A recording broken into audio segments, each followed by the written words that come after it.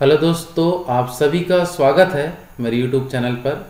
मेरा नाम है भीम सोनकर और यह हमारा भारतीय संविधान के अंतर्गत 15वां नंबर का वीडियो लेक्चर है, जिसके अंतर्गत हम आज पढ़ेंगे महान्यायवादी के बारे में, जिसे हम अटॉर्नी जनरल कहते हैं। और इससे पहले तक की वीडियो में हम मंत्री परिषद का चर्चा कर चुके हैं और आज की इस वीडियो में हम पढ़ेंगे महान्यायवादी के संबंध में।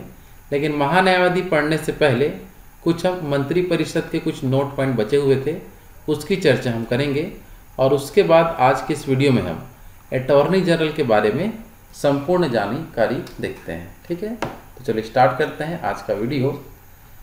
तो सबसे पहले हम बात करें मंत्री परिषद के अंतर्गत कुछ सामान्य जानकारियों में। आपको याद रखना है, यहाँ लिखा है पहला पॉइंट जिसे आप देख सकते हैं। इसमें बताया गया है कि प्रधानमंत्री की मृत्यु अथवा त्याग पत्र से मंत्री परिषद स्वयं ही विघटित हो जाती है और एक शून्यता की स्थिति उत्पन्न होती है। तो ये क्वेश्चन लाइन आपको याद रखना है कि शून्यता की जो स्थिति है ये कब उत्पन्न होती है। तो शून्यता की स्थिति कब होगा? जब प्रधानमंत्री की क्या हो गया है, मृत्यु हो गया या प्रधानमंत्री द्वारा त्याग पत्र दे दिया गया हो, तो उस समय मंत्री परिषद स्वतः विघटित हो जाता है। इस चीज़ को क्या कहा गया है? शून्यता की स्थिति कहा गया है। इसको आपको ध्यान देना है। ठीक है, चलो आगे बढ़ते हैं। नेक्स्ट हम आगे बात करें मंत्री परिषद से रिलेटेड क्वेश्चन आता है हमारे एग्जाम में। वो क्वेश्चन है प्रथम प्रधानमंत्री में किसका नाम गिना जाता है? आपका जवाहरलाल नेहरू का। आगे हम बात करें सबसे लंबा जो कार्यकाल था वो था जवाहरलाल नेहरू का, जिसका था 16 वर्ष 9 माह और 12 दिन। कुछ नोट पर में बात करें तो भारत की प्रथम महिला प्रधानमंत्री है इंदिरा गांधी, तो इसे भी आपको याद रखना है। नेक्स्ट क्वेश्चन है कि चौधरी चरण सिंह के संबंध में क्वेश्चन आता है कि चौधरी चरण सिंह एकमात्र ऐसे प्रधानमंत्री थे जो कभी लोकसभा में उपस्थित नहीं हुए थे। इस बात को आपको याद रखना है। ठीक है, आगे हम बात करें कि विश्वास मत प्राप्त करने में असफल होने वाले प्रथम प्रधानमंत्री कौन थे? तो वो थे विश्वनाथ प्रताप सिंह। अविश्वास प्रस्ताव क्या है? ये जब हम संसद की चर्चा करेंगे उस समय हम पढ़ेंगे विश्वास मत और अविश्वास मत क्या होता है जो सदन में लाया जाता है। तो विश्वास मत प्राप्त करने में असफल होने वाला प्रथम प्रधानमंत्री कौन है? तो विश्वनाथ प्रताप सिंह। आगे हम बात करें कि एक कार्यकाल में सबसे कम समय तक प्रधानमंत्री के पद पर रहने वाले प्रधानमंत्री कौन थे? तो थे अटल बिहारी वाजपेयी, जो मात्र 13 दिनों तक भारत के प्रधानमंत्री के पद पर आसीन थे। तो ये क्वेश्चन बहुत बार आता है कि सबसे छोटा कार्यकाल किसका था? तो अटल बिहारी वाजपेयी का। कितने दिनों का? 13 दिनों का। लेकिन उसके बाद फिर पुनः चुनाव जीतकर वो आगे प्रधानमंत्री बनेंगे। उसके बाद वो 5 वर्ष की अवधि और लंबे समय के लिए प्रधानमंत्री का पद धारण करेंगे। लेकिन ये आपको क्वेश्चन याद रखना है। ठीक है, चलो आगे हम बात करते हैं। तो नेक्स्ट क्वेश्चन है हमारा कि प्रथम गैर कांग्रेसी प्रधानमंत्री। ये भी क्वेश्चन बहुत बार आता है कि प्रथम गैर कांग्रेसी प्रधानमंत्री में किसका नाम गिना जाता है? तो वह है आपका मोरारजी देसाई। मैंने बता दो, मोरारजी देसाई। और साथ ही साथ ये ऐसे व्यक्ति थे जो प्रधानमंत्री पद से त्याग पत्र दे दिए थे। तो प्रधानमंत्री पद से त्याग पत्र देने वाला प्रधानमंत्री कौन था? प्रथम मोरारजी देसाई, जो प्रथम गैर कांग्रेसी प्रधानमंत्री में गिना जाता है। ठीक है, तो इस बात को भी आपको ध्यान में रखना है। चलो आगे हम बढ़ते हैं। तो एक क्वेश्चन आता है कि पद ग्रहण करने के समय किसी भी सदन का सदस्य नहीं था। ऐसा कौन सा प्रधानमंत्री है जो प्रधानमंत्री तो बन रहा था लेकिन उस समय किसी भी सदन का सदस्य नहीं था? तो वह थे आपके पीवी नरसिम्हा राव। ये भी क्वेश्चन बहुत बार आता है कि ऐसे कौन से प्रधानमंत्री हुए थे जो पद ग्रहण करते समय किसी भी सदन के सदस्य नहीं थे? तो उसमें इस पॉइंट को याद रखना है। ठीक है, आगे हम बात करें पद ग्रहण करते समय ऐसा कौन सा प्रधानमंत्री है जो विधानसभा का सदस्य था? तो उस व्यक्ति का नाम है HD देवगौड़ा। क्या नाम है? HD देवगौड़ा ऐसे प्रधानमंत्री हुए जो प्रधानमंत्री का पद धारण करते समय कहाँ के सदस्य थे? विधानसभा के, ना तो लोकसभा के सदस्य थे ना तो राज्यसभा के। और इससे पहले आप पढ़ चुके हैं कि इस कंडीशन में उन्हें संसद का सदस्यता लेना पड़ेगा। कितने माह के अंदर? तो 6 माह के अंदर सदस्यता ग्रहण करना होता है। ठीक है, चलो आगे चर्चा करते हैं। कुछ ऐसे प्रधानमंत्री हुए थे जिनका कार्यकाल के दौरान मृत्यु हुआ था। इसमें हम बात करें जवाहरलाल नेहरू, कार्यकाल के दौरान मृत्यु। लाल बहादुर शास्त्री, जिनका कार्यकाल के समय ही मृत्यु हुआ था। और तीसरा बात करें श्रीमती इंदिरा गांधी। तो ये हम बात करें तो ऐसे कौन कौन से प्रधानमंत्री हुए थे जिनका कार्यकाल के दौरान मृत्यु हुआ था? 3 प्रधानमंत्री आपको यहाँ से याद रखना है, जवाहरलाल नेहरू, लाल बहादुर शास्त्री और श्रीमती इंदिरा गांधी। इसमें से लाल बहादुर शास्त्री के संबंध में कुछ क्वेश्चन पूछे जाते हैं, तो ध्यान देंगे। यहाँ पर यहाँ लिखा है कि लाल बहादुर शास्त्री की मृत्यु 11 जनवरी 1966 को भारत से बाहर ताशकंद में हुआ था। तो ये इस समय देख सकते हैं कि क्या ऐसी परिस्थिति आई थी कि जो उन्हें ताशकंद जाना पड़ा था। तो उसमें हम देखें ध्यान से, तो 1965 में जो भारत और पाकिस्तान का युद्ध हुआ था, इसके समझौते के लिए 1966 में ताशकंद में समझौता रखा गया, जिसे हम ताशकंद समझौता कहते हैं, जिसमें दोनों देशों के प्रधानमंत्री को जाना था। जिसमें भारत की ओर से कौन गया? तो लाल बहादुर शास्त्री भारत की ओर से भाग लिए थे और वहीं इनकी मृत्यु हुआ था, जो एक स्वाभाविक मृत्यु बताया गया है। ठीक है, चलो तो नोट पैड में आपको यहाँ तक अच्छे से ध्यान में रखना है। इसके अलावा हम बात करें कुछ पॉइंट और आपके याद रखेंगे मंत्रिपरिषद से संबंधित। तो क्वेश्चन आता है कि कौन ऐसे थे जो कार्यवाहक प्रधानमंत्री बने थे? तो उनका नाम है गुलजारी लाल नंदा। तो गुलजारी लाल जो नंदा है ये बने थे कार्यवाहक प्रधानमंत्री, मतलब जैसे कि जैसे ऐसे प्रधानमंत्री जिनका निधन हो गया है तो उनके स्थान पर इन्हें प्रधानमंत्री बनाया गया था। तो 1964 में हमें देखने मिला, देख सकते हैं, और दूसरी बार 1966 में। तो इस दौरान हुआ क्या था आप समझ सकते हैं यहाँ। तो अब यहाँ पर हम बात करें तो 1964 में JL नेहरू के समय मृत्यु के दौरान और 1966 में लाल बहादुर शास्त्री के मृत्यु के दौरान ये कार्यवाहक प्रधानमंत्री बने थे।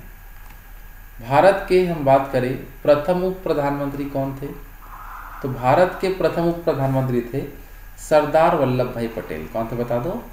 सरदार वल्लभ भाई पटेल का नाम आपको यहाँ से याद रखना है। ठीक है, आगे हम बात करें तो कैबिनेट मंत्री में सबसे लंबा कार्यकाल पूछा जाए तो आपको बताना है बाबू जगजीवन राम। जब ने जीवन के में अपन बात करें तो 32 वर्षों तक कैबिनेट मंत्री के पद पर आसीन थे, जिनका नाम क्या था? बाबू जगजीवन राम, जो सबसे लंबा कार्यकाल माना जाता है कैबिनेट मंत्री के अंतर्गत। आगे हम बात करें ऐसे प्रधानमंत्री जो राज्यसभा के सदस्य थे और प्रधानमंत्री बने थे। तो ये भी क्वेश्चन बहुत बार आता है। अधिकतर जो प्रधानमंत्री जो बनते हैं वो लोकसभा से चुने जाते हैं, लेकिन कुछ प्रधानमंत्री ऐसे भी हैं जो राज्यसभा का देखो सदस्य होंगे और कौन सा पद यहाँ से धारण करेंगे? प्रधानमंत्री का।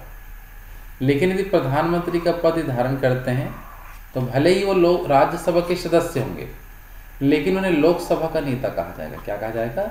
लोकसभा का नेता कहा जाएगा। इस बात को आपको याद रखना है। क्लियर है सबका? चलो, तो इसका जैसे हम बात करें कि राज्यसभा का सदस्य रहते हुए क्या पद धारण किए थे? प्रधानमंत्री का पद धारण किए थे। तो ऐसे व्यक्तियों का नाम आपको याद रखना है। तो इसका ट्रिक है आपका इंद्रदेव गुम हो गए। कैसे याद करना है बता दो? इंद्रदेव गुम हो गए, जिसमें से हम बात करें इंद्र से इंदिरा गांधी, देव से HD देवगौड़ा और गु से IK गुजराल और म से मनमोहन सिंह। तो ये आपको इतने सारे नाम याद रखना है मुख्य रूप से कि ऐसे व्यक्ति जो पद ग्रहण करते समय, प्रधानमंत्री का पद ग्रहण करते समय कहाँ के सदस्य बताते थे? तो ये सब थे राज्यसभा के सदस्य। तो इसमें ट्रिक कैसे याद करना है?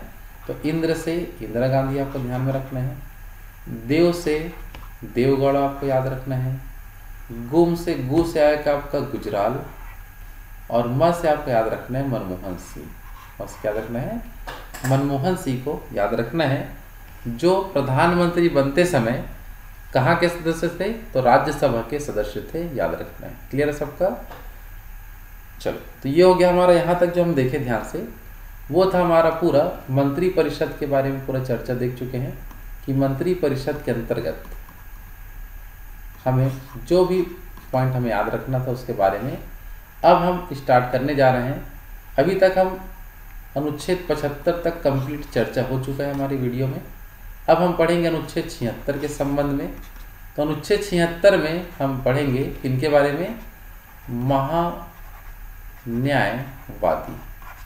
तो महान्यायवादी क्या होता है और ये कौन कौन सा पद संभालता है, क्या क्या इनकी भूमिकाएं होती है, उन सब की चर्चा अनुच्छेद 76 में किया गया है। तो उसे हम ध्यान से देखते हैं। क्वेश्चन अक्सर आता है कि अनुच्छेद 76 में किसकी चर्चा की गई है? तो महान्यायवादी की चर्चा की गई है। ठीक है, चलो। तो महान्यायवादी के बारे में बात करें, जिसे हम इंग्लिश में कहते हैं attorney general of India. Bharat का जो महान्यायवादी को हम इंग्लिश में क्या बोलते हैं? Attorney general of India. तो हम बात करें भारतीय संविधान के अंतर्गत, तो भारतीय संविधान के अनुच्छेद 76 में भारत के महान्यायवादी पद का प्रावधान किया गया है। ये क्वेश्चन अक्सर आता है कि भारत के महान्यायवादी संबंधी प्रावधान किस अनुच्छेद में किया गया? तो अनुच्छेद 76 में किया गया है। साथ ही साथ हम बात करें तो भारत का महान्यायवादी संघीय कार्यपालिका का एक महत्वपूर्ण अंग माना जाता है। संघीय कार्यपालिका का एक महत्वपूर्ण अंग माना जाता है, इसे आपको ध्यान देना है। इसके बाद हम बात करें संघीय कार्यपालिका का, हम बात करें तो इसमें राष्ट्रपति, उपराष्ट्रपति, प्रधानमंत्री, मंत्रिपरिषद और भारत के महान्यायवादी से मिलकर बनता है संघीय कार्यपालिका। तो ये क्वेश्चन आपको अच्छे से याद रखना है कि संघीय कार्यपालिका जो होता है ये किन से मिलकर बनता है? तो ये बनता है राष्ट्रपति, उपराष्ट्रपति, प्रधानमंत्री, मंत्रिपरिषद और महान्यायवादी। तो ये क्वेश्चन आपको अच्छे से याद रखना है। ठीक है, चलो आगे देखते हैं। नेक्स्ट हम बात करें महान्यायवादी पद की योग्यता के बारे में। तो सबसे मुख्य योग्यता हम देखें यहाँ पर, तो इसमें बताया गया आपका कि राष्ट्रपति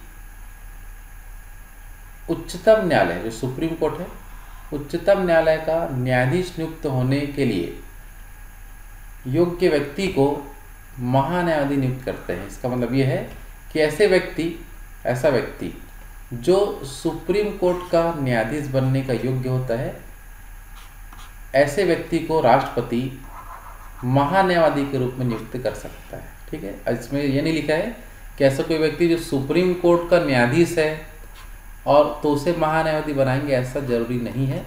बस याद ये रखना है कि सुप्रीम कोर्ट का न्यायाधीश बनने के लिए योग्य व्यक्ति को ही क्या बनाया जाता है? देश के अंतर्गत महान्यायवादी का पद धारण या कराया जाता है। ठीक है, तो योग्यता में ये पॉइंट आपको ध्यान में रखना है। आगे हम बात करें सहायता प्रदान को लेके महान्यायवादी को। तो सहायता प्रदान में हम बात करें तो महान्यायवादी की सहायता के लिए एक सॉलिसिटर जनरल होता है, और सॉलिसिटर जनरल की सहायता के लिए एडिशनल सॉलिसिटर जनरल होता है। ठीक है, तो आपको याद रखना है कि सॉलिसिटर जनरल बनने के लिए हाई कोर्ट के जज बनने की योग्यता होनी चाहिए, और एडिशनल सॉलिसिटर बनने के लिए जो हमारा डिस्ट्रिक्ट कोर्ट होता है, डिस्ट्रिक्ट जिला न्यायालय, उसका यदि न्यायाधीश बनने के लिए योग्यता रखता है तो उसे हम एडिशनल सॉलिसिटर जनरल बनाते हैं। और हाईकोर्ट के न्यायाधीश बनने की योग्यता रखता हो तो उसे हम सॉलिसिटर जनरल बनाते हैं। और जो सुप्रीम कोर्ट का न्यायाधीश बनने के लिए योग्य होता है उसे हम महान्यायवादी बनाते हैं। तो ये तीनों चीज़ आपको याद में रखना है, तीन पद महान्यायवादी, उसके अंतर्गत कौन होता है? सॉलिसिटर जनरल, और सॉलिसिटर जनरल के अंदर होता है एडिशनल सॉलिसिटर जनरल। तो ये पद आपको ध्यान में रखना है, ये क्या क्या होता है। क्लियर है सभी का? चलो आगे बढ़ते हैं। नेक्स्ट हम बात करें कार्यकाल को लेके। तो महान्यायवादी जो होता है वो राष्ट्रपति के प्रसाद पर्यंत होता है, और ऐसा पारिश्रमिक प्राप्त करेगा जो राष्ट्रपति द्वारा निर्धारित किया जाएगा। पारिश्रमिक का मतलब हम ये बता सकते हैं, देखो जो हम बात करते हैं यहाँ पर, क्योंकि जो महान्यायवादी होता है वो किसके प्रसाद पर्यंत काम करता है, तो राष्ट्रपति कभी भी उनको हटा भी सकते हैं, और उनको कितना वेतन दिया जाएगा ये निर्धारित नहीं है।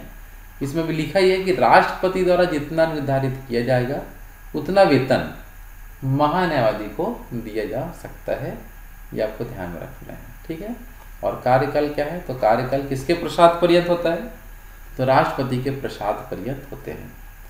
आगे हम बात करें, भारत में सरकार बदल जाने पर या अन्य किसी कारण से सरकार के अस्तित्व में न रहने पर महान्यायाधीश त्यागपत्र देने की परंपरा है। तो अगर हम बात करें कि महान्यायाधीश कब त्यागपत्र देता है, कौन सी परिस्थिति में, तो यदि भारत में क्या हो गया, मान लो कि भारत में किसी का देखो सरकार चल रहा है लेकिन अचानक सरकार बदल गया, लोकसभा में किसी भी पार्टी का यदि बहुमत कम हो जाता है तो सरकार बदल सकता है, तो सरकार बदल गया या अन्य किसी कारण से सरकार अस्तित्व में नहीं है, सरकार भंग हो चुका है, तो उस समय महान्यायवादी को त्यागपत्र देना होता है। तो ऐसी परंपरा भारतीय संविधान में किया गया है, ठीक है। चलो आगे बढ़ते हैं। नेक्स्ट पॉइंट ये लिखा है कि संविधान में महान्यायवादी की पद सीमा एवं पद से हटाने का उल्लेख नहीं किया गया है कि महान्यायवादी कितने वर्ष के लिए पद धारण करेगा या कैसे उन्हें हम हटा पाएंगे, इनकी चर्चा संविधान में नहीं हुआ है, इस बात को याद रखना है, ठीक है। चलो आगे बढ़ते हैं। तो ये कार्यकाल से संबंधित पॉइंट हम देख चुके हैं। अब आते हैं वेतन भत्ता को लेके महान्यायवादी के। तो महान्यायवादी का हम बात करें वेतन भत्ता, तो ये हम देख सकते हैं कि महान्यायवादी को सरकार के द्वारा वेतन नहीं दिया जाता है, वेतन प्राप्त नहीं होता है, क्योंकि यह आम नागरिकों का मुकदमा न्यायालयों में लड़ सकता है। तो ये एक प्रकार का दो रूप में काम कर रहा, देख लो। पहला हम बात करें रूप, तो एक तो सरकार के लिए भी ये काम करता है, महान्यायवादी का पद ऐसा होता है जो सरकार के रूप में भी काम करेगा, सरकार को सलाह देने का। और दूसरा, यदि किसी व्यक्ति है, कोई निजी व्यक्ति है, तो उसके लिए भी क्या कर सकता है, वकालत लड़ सकता है, वकालत कर सकता है। तो वकालत से ही इतना पैसा ये कमा लेता है जिससे इनको वेतन देने की आवश्यकता नहीं होता भारत सरकार को। तो याद रखना कि कौन सा ऐसा पद है जो भारत सरकार के द्वारा वेतन प्राप्त नहीं करता है, तो वो पद कौन सा होता है, महान्यायवादी का। किसका पद होता है बता दो, महान्यायवादी का पद आपको याद रखना है, जिसके लिए कोई भी वेतन का निर्धारण नहीं किया गया है, ये आपको ध्यान में रखना है, ठीक है। चलो आगे बढ़ते हैं। परंतु भत्ते अगर प्राप्त होते हैं लेकिन वेतन नहीं दिया जाता। चलो आगे हम बढ़ते हैं। कार्य और अधिकार से संबंधित क्या पॉइंट आपको याद रखना है, तो कार्य और अधिकार से रिलेटेड आपको सबसे पहला चीज ध्यान में रखना है कि महान्यायवादी भारत सरकार का मुख्य कानूनी सलाहकार होता है। ये चीज आपको याद रखना है, बहुत ही बार क्वेश्चन आता है कि भारत सरकार का कानूनी सलाहकार कौन होता है, तो महान्यायवादी। तथा उच्चतम न्यायालय में भारत सरकार का प्रमुख वकील भी महान्यायवादी होता है। तो महान्यायवादी भारत का प्रथम विधिक अधिकारी होता है, कार्य के अनुसार ये बताया गया है। तो ये सब बहुत ही इंपॉर्टेंट लाइन है। तो क्या केस में आपको ध्यान में रखना है, तो सबसे पहला पॉइंट आपको जो इसमें ध्यान में रखना है वो ये है कि महान्यायवादी किनको सलाह देता है, तो भारत सरकार को क्या देता है, ये सलाह देता है। और मुख्य रूप से हम बात करें तो ये उच्चतम न्यायालय में भारत सरकार का वकील के रूप में काम करते हैं। मान लो कि कोई राज्य है या कोई व्यक्ति है जो भारत सरकार के ऊपर केस कर देता है, तो भारत सरकार का केस कहाँ चलता है, सुप्रीम कोर्ट में। और भारत के तरफ से जो वकील यहाँ जाएगा, भारत के तरफ से जो वकील जाएगा वो जाता है महान्यायवादी। कौन जाता है आपका, महान्यायवादी भारत सरकार की ओर से मुकदमा लड़ता है। अब भारत सरकार पर कोई केस करता है, कोई व्यक्ति भी कर सकता है, कोई राज्य भी कर सकता है, तो किसी भी प्रकार से केस दर्ज होता है किसके ऊपर, भारत सरकार के ऊपर। तो उस समय भारत का सरकार का वकील कौन होता है, महान्यायवादी। वो पूरा मुकदमे को लड़ता है सुप्रीम कोर्ट के अंदर, ठीक है। चलो आगे हम बात करें।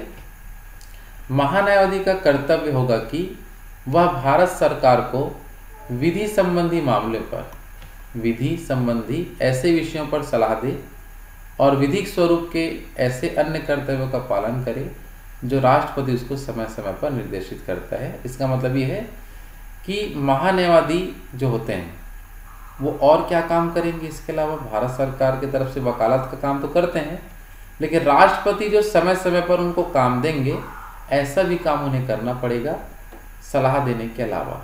ये आपको ध्यान रखना है, ठीक है। चलो आगे हम बढ़ते हैं। महान्यायवादी से रिलेटेड तीसरा जो पॉइंट आपको याद रखना है कार्य से, तो महान्यायवादी को अपने कर्तव्यों का पालन में भारत के राज्य क्षेत्र में सभी न्यायालयों में सुनवाई का अधिकार प्राप्त होते हैं। क्वेश्चन बहुत बार आ चुका है कि महान्यायवादी जो होता है देश के अंदर जितने भी न्यायालय हैं वो सब में जाके क्या कर सकता है, सुनवाई कर सकता है, क्योंकि इससे बड़ा कानूनी अधिकारी हमारे भारत देश में कोई नहीं होता।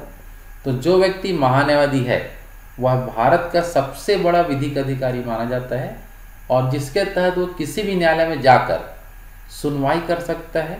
ये आपको ध्यान रखना है, ठीक है। चलो चौथा हम कार्य देखते हैं, तो ये है कि महान्यायवादी को संसद की सभी प्रक्रियाओं में बोलने और भाग लेने का अधिकार होता है, ठीक है। तो याद रखना है कि संसद के सभी प्रक्रिया में बोलने का अधिकार है, वहाँ भाग लेने का अधिकार है, लेकिन उनको वोट देने का अधिकार नहीं होता है क्योंकि ये संसद सदस्य नहीं होते हैं। लेकिन फिर भी वो वहाँ जाके बोल सकते हैं, भागीदारी ले सकते हैं, लेकिन यदि कुछ मतदान होता है तो वो नहीं कर सकते हैं। ऐसा अनुच्छेद 88 में लिखा हुआ है, ठीक है। तो अनुच्छेद 88 क्या है समझ आ गया होगा सबको कि महान्यायवादी को संसद के सभी प्रक्रिया में बोलने और भाग लेने का अधिकार होगा, लेकिन वोट देने का अधिकार नहीं होगा। इस बात को आपको ध्यान में रखना है, ठीक है। चलो अब आगे बढ़ते हैं महान्यायवादी पर निर्धारित की गई जो सीमाएं हैं उनके संबंध में। तो पहला चीज है तो वो ये है कि वह अपनी राय को भारत सरकार के ऊपर थोप नहीं सकता। इसका मतलब ये है कि यदि भारत सरकार के द्वारा कुछ सलाह लिया जाता है महान्यायवादी से तो उनको मानना ही है, ऐसा जरूरी नहीं है। वो भारत सरकार के ऊपर डिपेंड करेगा कि महान्यायवादी के द्वारा जो राय दिया गया है, जो सलाह दिया गया है, उसको माना जाए या ना माना जाए, और भारत सरकार पर डिपेंड होगा। ऐसा थोप नहीं सकते कि उन्हें मानना ही पड़ सकता है, ठीक है। चलो इसके बाद हम बात करते हैं आगे। तो वह भारत सरकार की अनुमति के बिना आपराधिक मामलों में अपराधियों का बचाव नहीं कर सकता है। अगर मान लो कि कोई अपराधी है, कोई बहुत ही खतरनाक केस किया है आपराधिक रूप से, तो उसका बस मुकदमा ये नहीं लड़ सकता है, उसके लिए उसको अनुमति लेना पड़ेगा। किससे अनुमति लेना पड़ेगा? अपना भारत सरकार से। तो भारत सरकार की अनुमति के बाद ही वो आपराधिक मामलों पर आरोपियों की बचाव कर सकता है या नहीं कर सकता है। कौन डिसाइड करता है? तो भारत सरकार डिसाइड करेगा। ये आपको ध्यान में रखना है कि किसके अनुमति के बिना वो आपराधिक मामलों का बचाव नहीं कर सकता, तो भारत सरकार की अनुमति के बिना, ठीक है। लेकिन जो भी यदि मान लेते हैं आपराधिक मामलों के अलावा कुछ भी केस का मुकदमा लड़ना होगा तो ऐसा महान्यायवादी कर सकता है। लेकिन आपराधिक मामलों के केस में क्या होगा? तो उसको अनुमति लेना पड़ेगा। किससे अनुमति लेंगे? तो भारत सरकार से अनुमति लेना होता है। क्लियर है सबको? चलो आगे बढ़ते हैं। वह सरकार की अनुमति के बिना भी किसी भी कंपनी में एक निदेशक के रूप में नियुक्त को स्वीकार नहीं कर सकता। अगर वो महान्यायवादी है तो हम बात करेंगे वो किसी भी कंपनी का निदेशक नहीं बन सकता। यह निदेशक के रूप में नियुक्ति को क्या नहीं कर सकता? स्वीकार नहीं कर सकता। और ऐसा करना होता है तो उसके लिए भारत सरकार की क्या लेना होता है? अनुमति लेना होता है। तो इस सीमाओं में आपको ध्यान में रखना है। चलो आगे बढ़ते हैं। यदि कोई नागरिक सरकार के खिलाफ ही केस दर्ज करवाता है तो उस स्थिति में महान्यायवादी उस नागरिक के लिए वकालत नहीं करेगा। क्योंकि देख लो, अगर कोई व्यक्ति है जो भारत सरकार के खिलाफ ही क्या कर दिया केस, और महान्यायवादी को खुद भारत सरकार की ओर से लड़ना होता है, तो ऐसी स्थिति में उस नागरिक का कोई भी मदद महान्यायवादी नहीं कर सकता है। क्योंकि महान्यायवादी उस समय भारत सरकार की ओर से मुकदमा लड़ेगा और उस पर कार्य करेगा, उस नागरिक की ओर से कार्य नहीं कर सकता। इस बात की उल्लेख संविधान में किया गया है, ठीक है। तो इस सीमाएं आपको समझ में आ चुका होगा, चारों सीमाएं। चलो इसके अलावा हम बात करें कुछ व्यक्तियों के बारे में। भारत के प्रथम महान्यायवादी कौन थे? तो वो थे MC सीतलवाड़। देख सकते हैं। और वर्तमान में भारत के जो महान्यायवादी हैं जो 1 अक्टूबर 2022 से अब तक महानदी के पद में है, जिनका नाम है आर वेंकट रमणी। ये इमेज देख सकते हैं। आर वेंकट रमणी जो हैं वो वर्तमान में भारत के महान्यायवादी हैं। ठीक है, तो ये हम पूरा समझ चुके हैं महान्यायवादी के बारे में कि आपको क्या क्या याद रखना है। ठीक है, चलो इसके बाद हम देखते हैं, यदि आपको हम आज जो भी इस वीडियो के अंतर्गत पढ़े हैं उसके यदि आपको PDF नोट्स लेना है या PDF नोट्स प्राप्त करना है तो कैसे कर सकते हैं। तो उसके लिए आपको हमारी संस्था कैरियर एकेडमी के द्वारा चैप्टर वाइज टेस्ट सीरीज जो चलाया जा रहा है उसको ज्वाइन करना होगा, जिसमें आप रेलवे, बैंक, SSC, PSC और व्यापम जैसे एग्ज़ामों की तैयारी कर सकते हैं। इस टेस्ट सीरीज़ को ज्वाइन करने के बाद आपको सभी विषयों का PDF प्राप्त होगा, चैप्टर वाइज टेस्ट सीरीज़ प्राप्त होगा और सभी वीडियो का लिंक आपको दिया जाएगा। तो आपको हर एक प्रकार से सुविधा मिल जाएगा। आप घर बैठे ही आप अपने एग्ज़ाम की तैयारी कर सकते हैं। इस टेस्ट सीरीज़ को ज्वाइन करने के लिए आप दिए गए हमें इस नंबर पर संपर्क कर सकते हैं, कॉल या मैसेज कर सकते हैं और इस टेस्ट सीरीज़ को ज्वाइन करके सभी वीडियो के PDF, चैप्टर वाइज टेस्ट और वीडियो लिंक आराम से प्राप्त कर सकते हैं। तो टेस्ट सीरीज़ को ज्वाइन करने के लिए जल्द से जल्द हमें संपर्क करें। धन्यवाद।